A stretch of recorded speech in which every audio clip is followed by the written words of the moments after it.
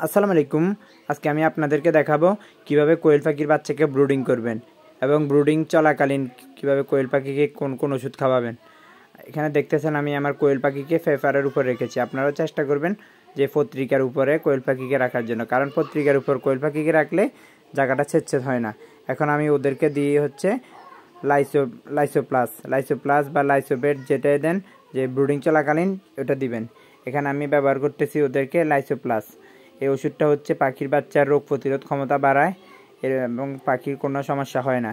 এর পাশাপাশি আপনাদের বাসায় যদি নাফা ওষুধটা থাকে, নাফা বা এইচ বা প্যারাসিটামল যেটাই থাকুক ছোটো বাচ্চাদের, যেটা ফার্মেসিতে পাওয়া যায়, এই নাফা, পাশাপাশি আমি এই এইচটাও ব্যবহার করি।